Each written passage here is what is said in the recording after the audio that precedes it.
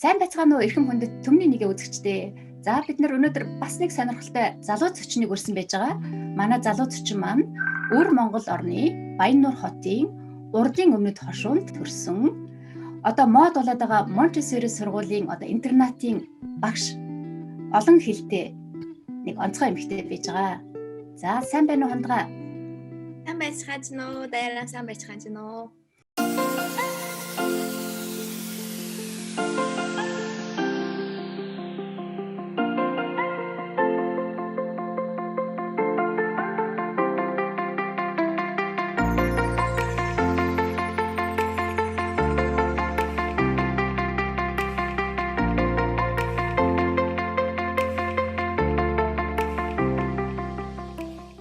За та бидний урилгыг хүлээж аваад Хятад улсын Сүжүү хотоос холбогдож байгаад бид нар маш их баяртай байна. Ингээд өнөөдөр маш сонирхолтой боловсролын талаар өсвөр үеийнхний маань ерөнхий боловсрол сургуульд орох насны хүүхдүүдийн талаар их дэлгэрэнгүй яриа болно гэж бодож байна. Ингээд та бидэнд товчхон өөрийнхөө яг одоо хийж байгаа ажлыг танилцуулаач. За тэгээ дайраа сайн байцгаана уу? Намайг Хундаг гэдэг. Тэгвэл танай сая өгчийн танилцуулж өгснээр бол Баяннуур хотын Урдын өмнөд хошуугаар нутагтай. Тэгвэл одоо миний байгаа хот бол Дунд улсын Жангсу мужийн Сүжүү хотод нэг international олон улсын сургуульд ажиллаж байна. Тэгвэл миний сурагчид бол 3-6 насны адилгүй насны хүүхдүүд хамт нэг ангид байгаа. Тэгэхээр манай ангид бас би өөрийн хавцрагч багш, assistant teacher гэж та. Тэгвэл миний бас гадаадын багш, нэг Америкийн нэг гадаадын багш байна. Тэгвэл манай хөдөн багш нэг ангид нийт 24 хүүхэдтэй. Тэгвэл Ярим хүн бараг сонсч өнгөрсөн байх уу? Манай усуул Montessori гэсэн энэ education philosophy энэ нэг сургаах музейн хэлбэр шүү дээ. Энэ сургаах музей бол ажуу гаражлын түүхтэй. Тэгвэл Италийн нэг өмнөхтэй докторийн 19-р зуунд нэг хөгжүүлсэн юм нэг сургаах музейн хэлбэр. Тэгвэл энэ доктор бол сая эхлээд түүнээ нэгдүгээр ангийн хүүхдүүд нь зарим хүүхдүүд нь зөмдөх хүүхэд, зарим хүүхдүүд нь гэрийн байдал наймаар хөвчөртэй ийм нэг хүүхдүүд таарсан штэ нэг доктор. Тэгвэл тэр үед бодоход хүүхэд болгон бүр ийм адилгүй байдаг юм байна. Тэгвэл хүүхэд болгон адилгүй, хүүхэд болгон сурах хэр төвчсөн адилгүй, хүүхдийн хоорондох онцлог нь адилгүй. Энэ нэг хүүхдүүдийн хооронд адилгүй нэг байдлыг харуулад энэ доктор бол төндөн тохируулсан тийм нэг Montessori тийм материал штэ вэлдэд. Тэгвэл энэ хүүхдүүдийн хүүхдэд үнэн гол болгосон хүүхдийн хүндэтгэсэн юм нэг сургаах музейн арга хэмжээ. Тэгвэл ингээд аажмаар өөр улсад ингээд дэлгэрээд өнөөдрийн Montessori education эсвэл Montessori philosophy гэдэг ийм нэг сургаах музейн арга хэмжээ байна. За хундаа маш их баярлалаа. Ингээд өөрийнхөө ажлаас танилцуулж байна. Ташранд бас үзэгчдтэй хэлэхэд магадгүй манай зарим үзэгчид энэ Мария Монтессори гэж эмэгтэй ямар эмэгтэй байсан бэ гэдгийг мэддэггүй хүн бас байж магадгүй.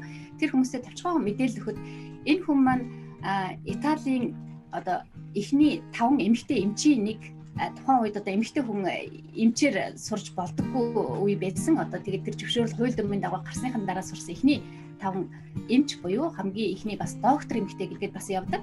Тэгээ энэ хүн маань маш өргөн дэлгэр боловсралтай, философч, эмч, хамгийн сүүлд бас антрополог буюу хүн судлалын чиглэлээр профессорын зэрэг хамгаалсан ийм мэдлэгтэй мундаг эмэгтэй энэ концептыг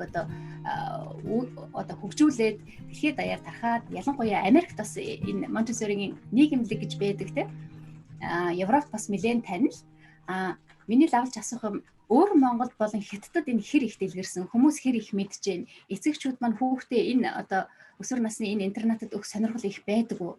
Тэгвэл Montessori гэсэн сургаах музейн хэлбэр нь Дунд улсад нэмийг хэлснээр бас шинэ жилийн сургаах музейн хэлбэр. Тэгвэл Дунд улсад хамгийн сайн хийжгээ Montessori School of Shanghai, тэгэхээр Qingdao мужийн нэг сургууль. Энэ хоёр сургууль бол Дунд улсын ганц хоёр American Montessori Society гэдэг энэ нэг зөвшөөрлийг авсан ийм нэг хоёр сургууль байна. Тэгвэл бусад хотод байгаа сургуулиуд нь бас шинээр нээсэн Montessori сургаах музейн сайхан хийя гэж хармайж байгаа сургуулиуд бас олон байна. Тэгвэл Өр Монголын хөвчөнд бол би сонсохлоор бас байна. Тийм олон байхгүй гэж бас байна. Тэгээд бас л шиндэх нэг төвшин байна. Тэгвэл зарим хүн бол Жос мөнгөний талаараа одоо тэрнэр гол болгосон одоо гүч яг Montessori гэсэн нэг сургаан хүмүүжлийн яг ойлгоод хийж байгаа хүн бас тийм олон байхгүй. Montessori сургуульд сурахад төлбөр нь өндөр байдаг уу? Азад энэ бол одоо манай сургуулаар одоо жишээлж болно шүү дээ. Манай сургуулаар ажиллаж байгаа сургуулийн сургуулийн шийдэх нь бол 1 сарын одоо 7,000-8,000 ардын жосоор арга 1002 өгсөн утгатай. Сарын 1002 байгаа. Сарын 1000 евро. Тэгэхээр жилд хэдэн сар тэр хүүхдүүд тэр сургууль дээр байрлал юм бол 9 сар. 9 сар. Энэ үнэхээр төлбөр нь их Азад бол үнэхээр өндөр юм тий. Германд бол эсэргээрээ Германд энэ Montessori заах арга зүй улсын харьяалалд байгаа зарим улсын сургуулиуд нь төлбөргүй байдаг. Гэхдээ одоо жишээ нь энэ миний амьдардаг хотод Германд Көлн хотод гэхэд 4-5 Montessori сургууль дүүрэг болгонд нэг байдаг. Сүүлийн үед энэ маш их эцэг ихэд таалагдж байгаа заах арга зүй учраас эцэг эхчүүд маш их сонирхож байгаа. Гэхдээ энэ бол төлбөргүй. Бас нэг асуудал нь болохоор Германы сургуулийн систем нь болохоор одоо бага сургууль буюу 1-ээс 4-р ангид Montessori ороод дараагийн ахлах шатанд ороход жоохон асуудалтай тэр арга зүй нь одоо гимназиум тэр одоо дараагийн шатандаа ороход тийм олон сургууль байдаггүй. Энэ болохоор энэ сургуулийн ялгаа нь болохоор одоо бусад жирийн сургуулиас юугаараа ялгаатай вэ гэх юм бол зарим хүүхдүүд болохоор хүүхдийн онцлогоос шалтгаалаад зарим хүүхдүүд нь одоо гэртээ ээж авдаага цэцэрлэг дээрээ илүү сурцсан. Зарим нь болохоор хоцорсон.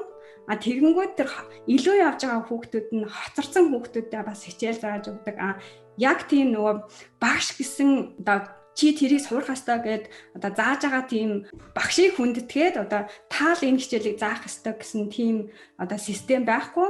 Багш бол хүүхдүүдийн хувьд зөвлөгч.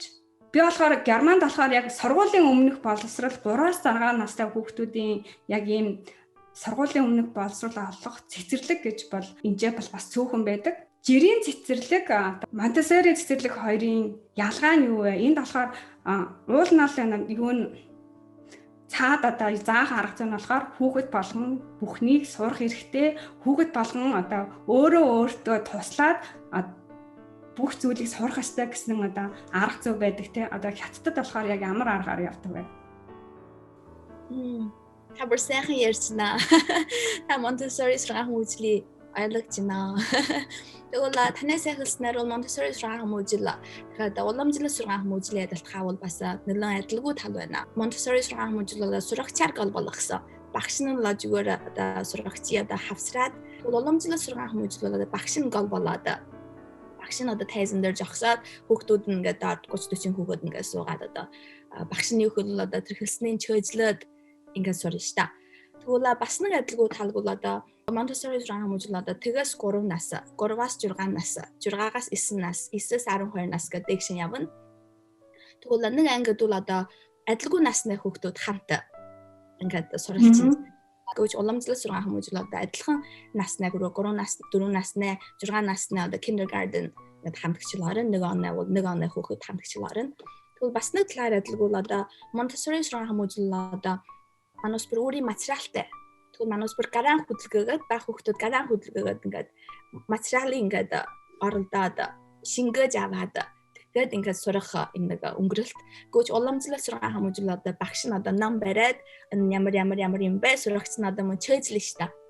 Тэгвэл энэ гол өөр бас адилгүй тал байна. Гэвч мөн энэ хэдэн талаар бол гол ялгаатай. Уламжлал сургаан хүмүүжлийн одоо ингээд харьцуулбал миний ажиллаж байгаа энэ Сүжиг хотын нэг одоо захирал одоо сургуулийн нээсэн хүн нь одоо Канадагаас буцаж ирсэн нэг одоо эрэм хоёулаа тэгвэл одоо Америкт докторчул авсан.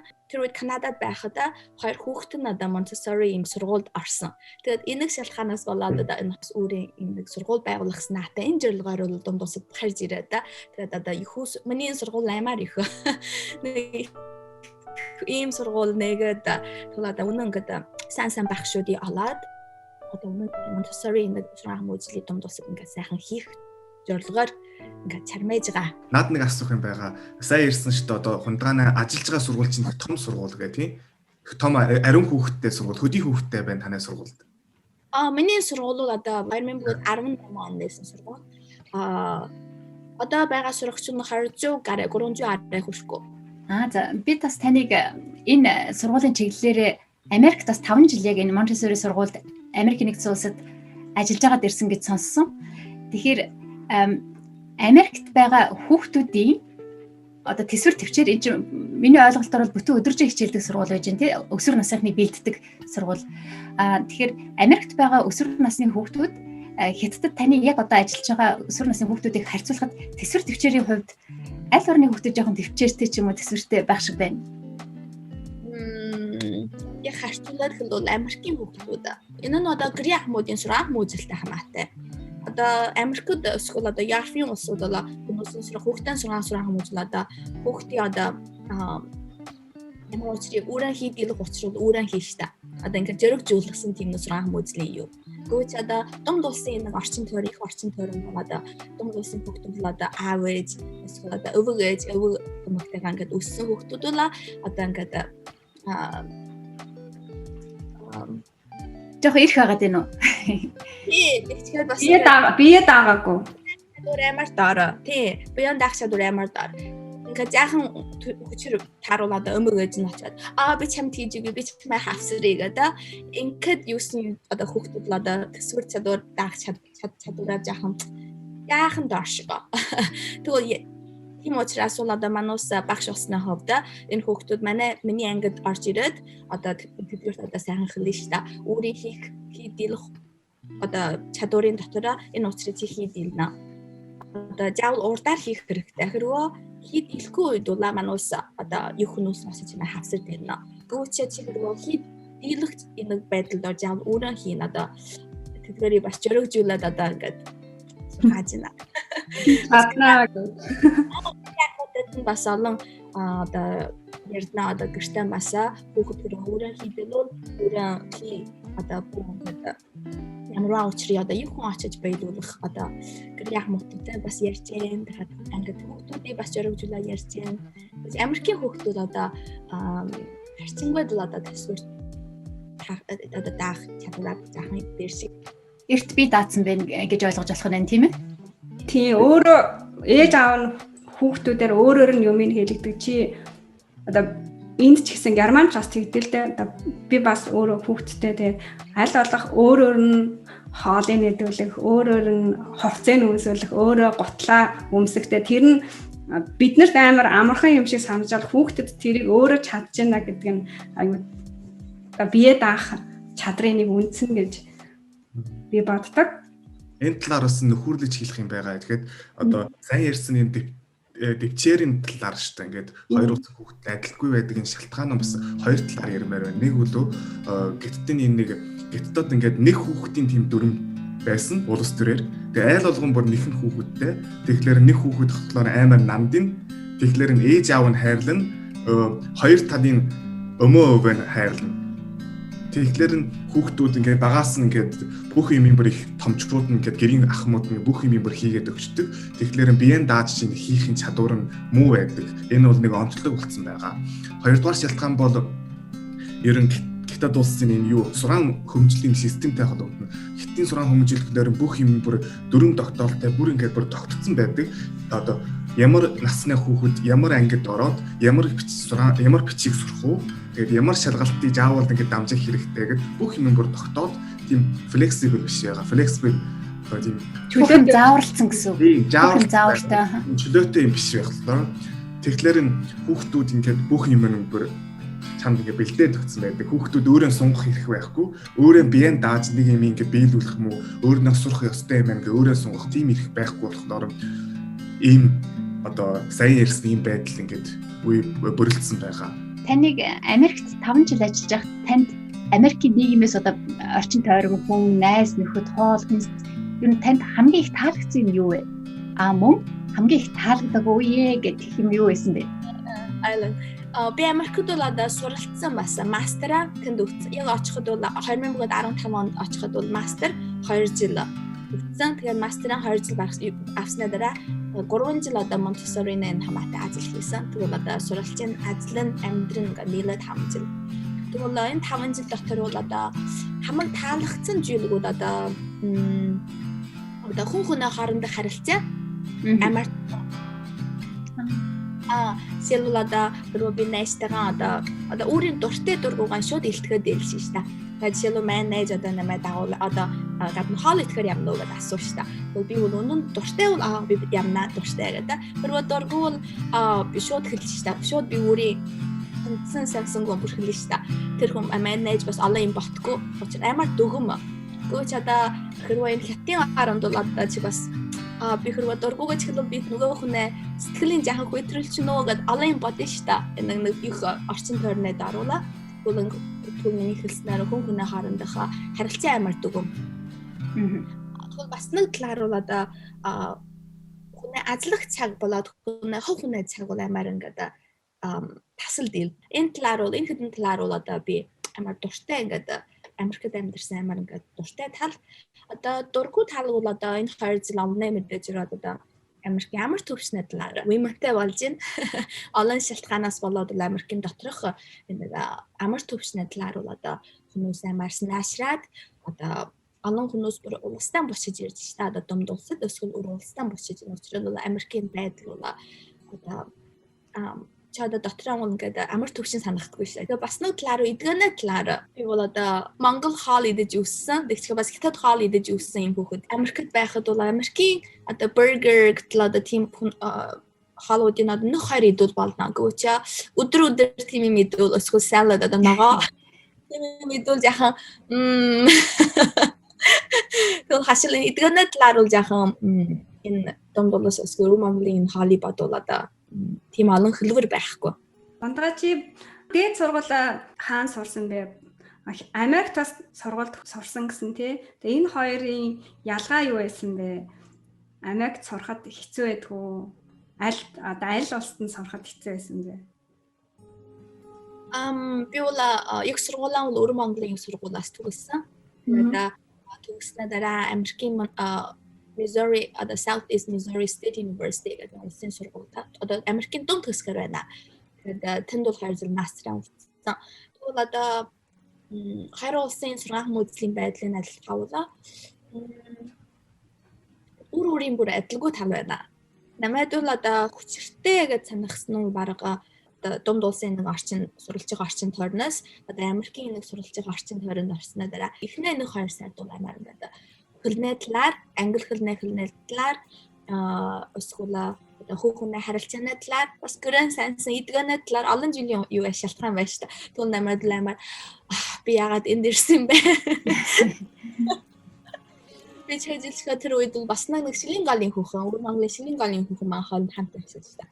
Тэгээ маань хол одоо Mississippi River гэж байна шүү дээ. Яг манай сургуулиас ойрхон энэ одоо тэр бүрнээ хажууд очих маань хол бүр нэг кок уусан, вэлцэн аюулаа Монгол ягаад энэ байдаг юм бэ? Тэр нэг 2 сарын өнгөргөөснөө дараа бол одоо альва бүхэн бүр амар ингээд би дэрнэ гэдэг би лавтаа дэрнэ эсвэл одоо багштай профессор Монголын харьцаа бас улам одоо сайн болсон шүү дээ. Одоо тэгээд бол одоо сүүлийн 1 жил хагасан байдал амар урагштай. Тэгээд энэ урагштай мастерчлал авсан. Америкт бас ингээд чичирлэгт хүүхдийн энэ сургаан хүмүүжлийн бэлтгэл ангид ингээ багшаар ажиллажсэн тий. Тэгээд тэр багшийн ажилд ямар хэлээр илүү ярьдсан уу? Хятад хэлний багш байсан гэж сонсч ирсэн, англи хэлээрээс багшилжсэн. Тэгээд аль хэлээр нь илүү ярьдаг байсан. Тэгээ одоо хятадд буцаад сүүжүүд ингээ багшлахад бас аль хэлээр нь илүү ярьж байгаа байна. Тэгвэл Америкт ажиллаж байгаа үед бол чиний хэлсэн зөв ингээ юу би бол хятад хэл одоо ингээ хятад хэл одоо Америкийн хүүхдүүд хятад хэл сурах юм нэг анги шүү дээ. Тэгээд бас гүч ганцхан хятад хэлний заах биш. Хятад хэл одоо англи хэл бас яана. Тэдгэрийн англи хэлийг бас яа. Тэгвэл баг одоо хагас. Одоо сүүжүүд байгаа одооны ажиллаж байгаа юмуд баг хятад хэл нь олон болсон байх. Учир нь манай ангид бол гадгаадын багш байна. Тэгвэл гадгаадын багш нь бол одоо нөгөө англи хэлний талын одоо зааш та. Тэгвэл миний хувьд ажил нь одоо хятад хэл баг олон ярьж байна. Гүч одоо би нөгөө багштай ингээд харилцах үед бол одоо англиар ярина. Тэгэхээр заримдаа бол одоо би бас англи хэл яаж яах юм мэдэх болохоор би бас заримдаа цаг байгуулаа би бас хүүхдүүдтэй бас англи хэл ингээд ярьдаг. Хондгаа тэгээд ирээдүйд өөрөө ямар асуу төлөвлөдөг байна. Тэгээд сая ингээд Америкаас ингээд Хятадд буцаж очсон байна. Тэгээд ирээдүйд хэрвээ энэ хижих одоо коронавигийн энэ хижиг ингээд дуусаад бүх юм бүр сэргээсэн юм бод өөр ингээд босууд шин төлөвлөдөг байгаа юу? Эсвэл одоо сүүжийн хотоноос ханамжтай таалагдаад сүүжийн хотон ингээд өргөжлээд амьдарч ажиллая гэж бодсон юм уу? Би бол угдаан улаамаар ингээд төлөвлөгөө байдаг хүн шүү дээ. Гэвч энэ 2020 он энэ коронавирус энэ уучраар болоод л одоо төлөвлөгөө хийнгээд одоо хашлын нийгмийн нэг байдлыг одоо хүлээгээд одоо ажиллаж байгаа ажлаа чармайгаад уламсан хийн. Тэгээд дараа жилээр Шанхайд очиж ажиллах юм завшантай. Тэгвэл бараг Шанхайд очих энэ төлөвлөгөө байна. Хундгаадаа маш их баярлалаа. Манай урилгыг хүлээн аваад бид нартай ярилцсан. Миний бодлоор монголоор маш сайн ярьлаа гэж бодож байна. Тэгээд цаашдын ажил хөдөлмөр бүх зүйлд нь амжилт хүсье, эрүүл байгаарай. Тэгээд олон хүүхдийг зөв боловсролтой сайхан хүн болгож өсгөөрэй гэж бас хүсье. За тэгээд маш их баярлалаа. Үзэгчдээ Түмний нэг блогийн үзэгчдээ бас маш их баярлалаа. Цаг гаргаж бидний блогийг үзсэнд та хэрвээ манай блогийг үзхийг хүсэх юм бол бас YouTube дээр дагахаа мартваа гэж бас хэлмээрээ. За тэгээ баяртай. Баяртай.